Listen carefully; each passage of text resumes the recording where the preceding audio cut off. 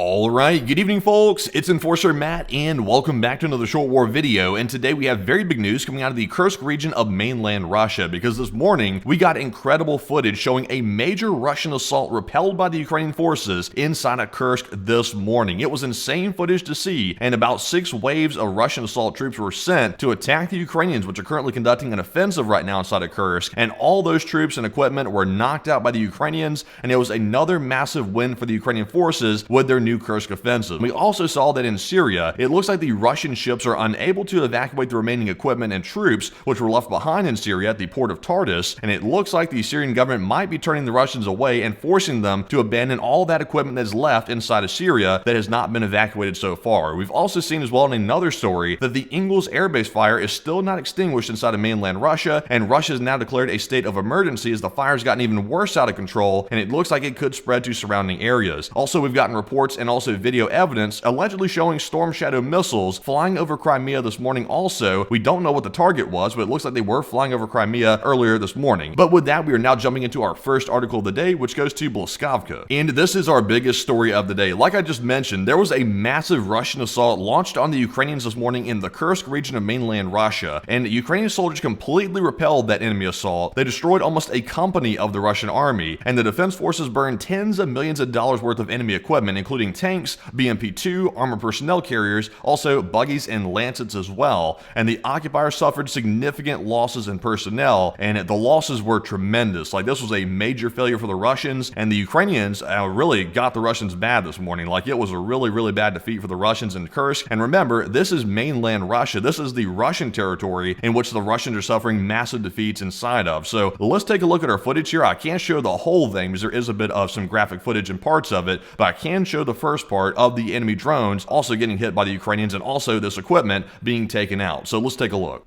So as you can see right here on the video, this is the Russian assault moving into Kursk, the failed Russian assault that is, and you can see here a bunch of troops and equipment are moving in right here on the video, and it looks like they're in the wide open, and that'll turn out to be a big mistake for the Russians. They're about to learn that was not a smart idea as the Ukrainians start launching drones to smack every single vehicle that you see on the screen that will eventually be destroyed by the Ukrainians. So this was insane to see, and as you can see, they are smacking them one by one. There goes some more Russian equipment getting hit, and it looks like they got caught by some pretty bad surprise even on their own home turf. So quite a failure for the Russians, and unfortunately I will have to pause the video here and actually not show any more of it because it does get graphic from that point on. But as you can see, a major defeat indeed. But moving on here to our next post, this one goes to Max24, and we got some more information about exactly what was taken out and how many Russian losses there actually were. And as we can see in the post, about 6 waves of Russian attacks were sent by the Russian forces. About 45 of those soldiers were eliminated, 53 were wounded, and in total the Russians brought 50 units of equipment for the assault that failed spectacularly, and all that equipment was taken out by the Ukrainian forces according to the reports we've seen today. So that is crazy to see. A massive win once again for the Ukrainian forces, and it looks like the Kursk offensive is going quite well for the Ukrainians and quite badly for the Russians. So there you go, not going good in Kursk for those Russian forces. But with that, we are now moving on to our next article here, and this one goes to War Translated. And not only are the Russians suffering a major defeat inside of their own territory inside of Kursk, but we're also seeing they're suffering a defeat right now inside of Syria for the second time over, and it sounds like Russian ships have been unable to enter the port of Tartus in Syria for 5 days at least to evacuate their military contingent, and at the Tartus naval base, Russian forces are waiting for these ships to transport equipment, personnel, and weapons,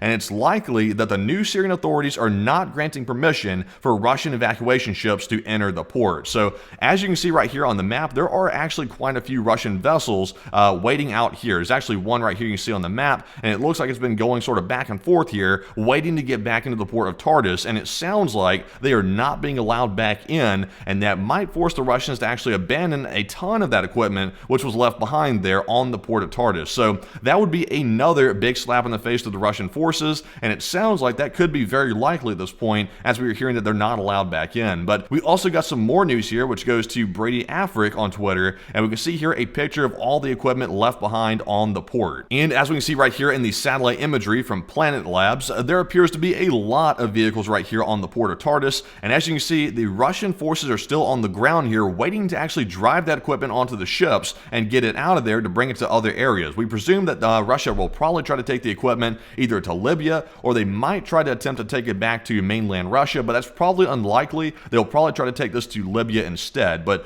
they're not able to get it out. So it's stuck there, and it could be that way for quite some time. But with that, we are now moving on to our next article here, and this one goes to Anton Gerashenko. And the Russians are fighting many fires, figuratively and also literally, because right here in this post from Anton, we see that emergency services are still struggling to extinguish the fire at the oil refinery in Ingles, according to Russian Telegram channels. And over the past 24 hours, firefighters have tried to use foam to stop the fire with no success. And that's kind of rare right there, because usually the Russians do not even have access to foam, but this time they had access to it and it still didn't help. So the Russians are just out of luck on that. But it says now they're reportedly expecting reinforcements and other equipment to arrive from neighboring regions, and they'll try again to put it out. But it sounds like this thing is going to burn to the ground completely. And once again, this is the Russian fuel storage for Ingles Air Base that is on fire, and it looks like they're about to be low on fuel for quite some time. So let's take a look at the video and see how large the fires are.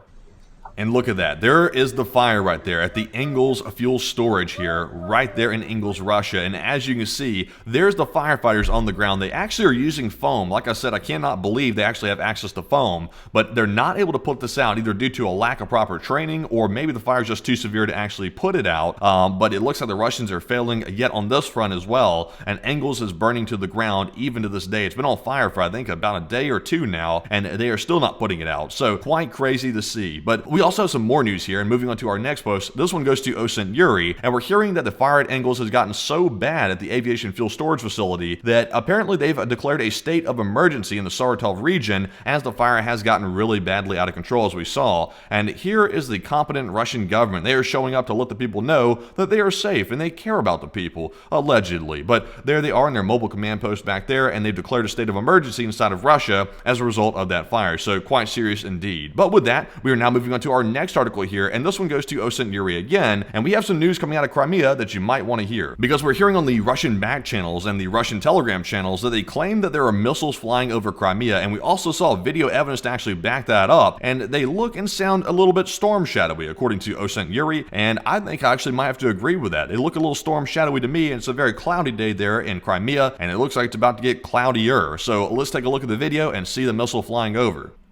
So a very short video, but there you can see right there, let me go ahead and mute the audio. There is a missile flying over Crimea, and obviously we can't tell too much from it. I will say the sound of it sounds a little storm shadowy, and also it looks a little bit wide, kind of like a storm shadow as well. So we'll need some more confirmation before we say with certainty that it is a storm shadow missile flying over Crimea. And also we haven't gotten any confirmations of confirmed hits inside of Crimea either, from the Russian sources or the Ukrainian sources. So there are missiles flying over the territory of Crimea, but we don't know what it hit and also what the intended target was. We also have some more news here, jumping into a post from Max. Apparently, this missile flying over caused the Crimean bridge to temporarily close, and vehicle traffic came to a dead halt. And also, we did see another video of that missile flying over Crimea, so let's take a look at this one.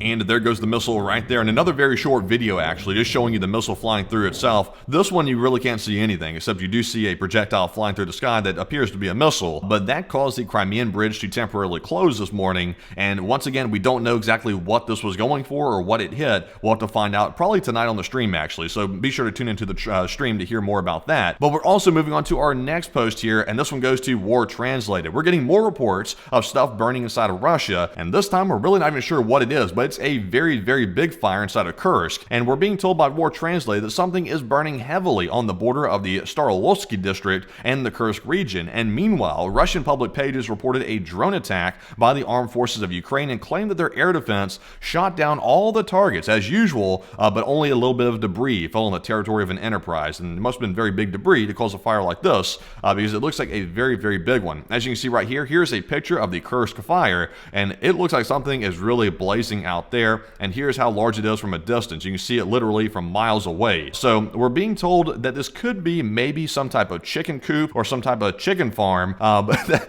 that is preliminary information. Don't take that for certainty at this point, but that is what we're being told on the rumors and the back channels, is that this could be a Russian chicken farm that has caught fire. But I've never seen a chicken farm burn quite like that, so I'm sort of doubting it, but that is currently what we're hearing. And that also must be where the Russian soldiers come from, is the Russian chicken farm. But anyways, moving on to our next post here. This one goes to Aurora Borealis, and we're also getting some more news here about an alleged fire inside of Russia. We're seeing heavy smoke visible over the Nizhny Novgorod hydroelectric power plant, and fire trucks are seen approaching the power plant itself, and we're seeing smoke coming out of the top of it. So let's take a look at the video and see if we can figure out what's going on. And there you have it. That appears to be the Nizhny Novgorod HPP on fire. It looks like there is smoke emanating from the top of the building itself, maybe the turbine hall. There could be a fire in the turbine hall that's causing the smoke to rise from it, but it looks like there is a problem here at the plant. We're not sure how this arose. Once again, this is a very early and preliminary report that we're seeing right here in the video, and we need some more details about this one as well. So very early, not sure what it is, but we do see a large column of smoke rising from that hydroelectric plant inside of Russia. So once again, another fire breaking out there that Russia must deal with. But with that, we're now moving on to our next news article here, and this one goes to Disclose TV. And that pretty much wraps up all the news we've had about attacks between Russia and Ukraine today, but we have some other massive news to cover on a different front. We are now hearing this morning that Zelensky is returning to asking for the deployment of NATO troops inside of Ukraine, and Zelensky is saying that would help force Russia to peace. And this is something that Zelensky actually gave up on asking for about several months back, because it was pretty much ruled out by all the NATO countries. But for some reason, Zelensky started asking for NATO troops once again. It's unclear if he has intel in the background indicating that something could go down very shortly, or maybe Zelensky simply just wants some help out of the blue. But it sounds like he's once again asking for NATO troops in Ukraine. And in my opinion, I would say it's pretty much unlikely this is going to happen, but of course it is possible. But I think pretty much it's been ruled out, but he's once again asking for it yet again. Moving on here to our next post, this one goes to Inside Geopolitics. In one action that NATO actually is taking, they aren't putting troops inside of Ukraine. That is not something they're doing right now, but we are hearing that NATO has deployed at least 10 warships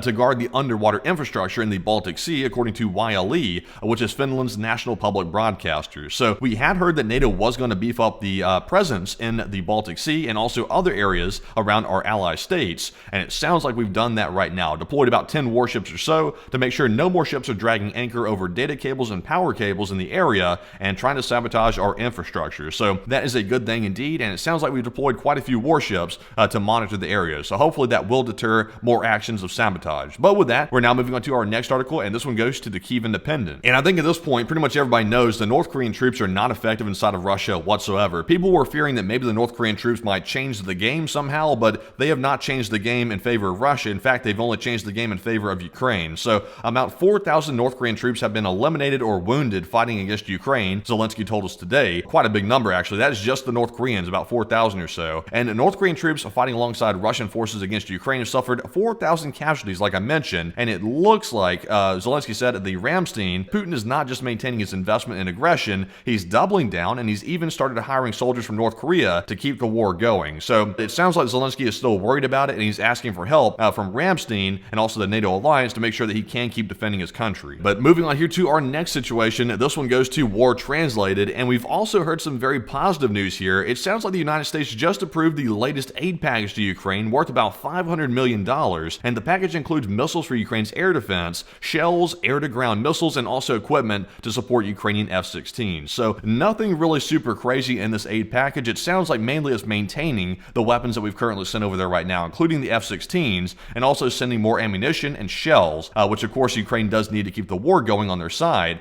but it doesn't sound like there's really any big equipment being sent this time in this aid package. So nothing wild, but once again, it is an aid package that is highly needed inside of Ukraine. And we are now moving on to our next news article, and this one goes to the Euromaidan Press. And we're hearing that Russia will lose approximately $6.5 billion in annual revenue from European gas sales after Ukraine's gas transit ban through their territory, and the White House official John Kirby called this decision one of Moscow's most expensive defeats. So remember, it was just on January the 1st, Ukraine actually banned all Russian natural gas from flowing through their territory to Europe, and it sounds like that's caused some massive Russian losses economically, about 6.5 billion or so in annual revenue. So that actually did deal quite a big blow to Moscow, and we were wondering how big of a blow that was going to be, and it turns out it was quite big. So we're hearing that right now, and we'll only have to see what time is going to show us as to actually how this actually affects the Russian economy. But I have a feeling with the Russian economy being on a shoestring budget right now that this is not going to serve them well, but we'll have to see. But moving on here to our next post, this one goes to Null Reports. So we did hear today that the 25th Ramstein meeting has wrapped up with several key pledges for Ukraine's defense, and we're hearing specifically from various countries what they are handing over to help Ukraine keep fighting its war. So it sounds like the United Kingdom is handing over about 30,000 FPV drones,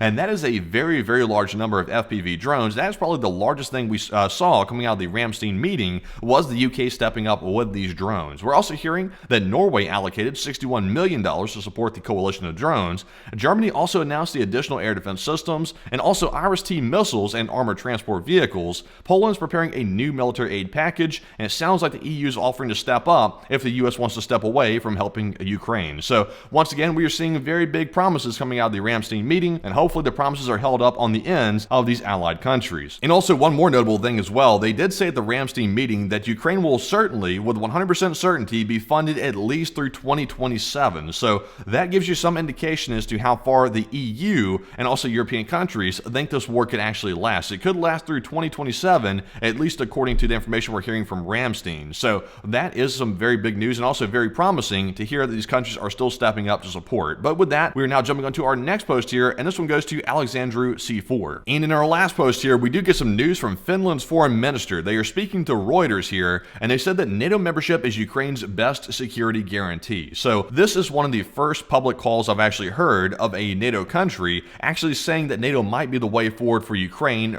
immediately. So Ukraine's been saying, and Zelensky's been saying also in these podcasts and interviews, that Ukraine is not interested in security guarantees whatsoever. They want NATO membership, or maybe even partial NATO membership, to ensure that they are not reinvaded by Russia into the future when the war eventually comes to an end. And so far, pretty much every NATO country has shot that down up to this point, except for Finland's foreign minister, which is now saying that NATO membership might be the way forward. So I'm not sure that if this is the beginning of maybe some type of snowball effect where NATO eventually decides maybe we should grant Ukraine membership into the alliance to make sure they are secure, or maybe this is simply the Finland foreign minister saying this without anybody else really being involved in it. So let's keep an eye on this and see what happens with it, and see if NATO membership is actually in Ukraine's future, at least in their immediate future. They will eventually be in NATO, but we're not sure how soon that will be. So guess what, folks? That is actually our last piece of news for the day. The news has been absolutely wild today. We've gotten a crazy amount of news coming out of Ukraine and also Russia, so we will have a ton more details to discuss with you tonight on our War News stream, and we will be covering solely Ukraine and Russia and geopolitics tonight, and moving away from our coverage of the fires happening in Los Angeles. Once again, we hope all of our California viewers are safe from those very vicious fires out there in California,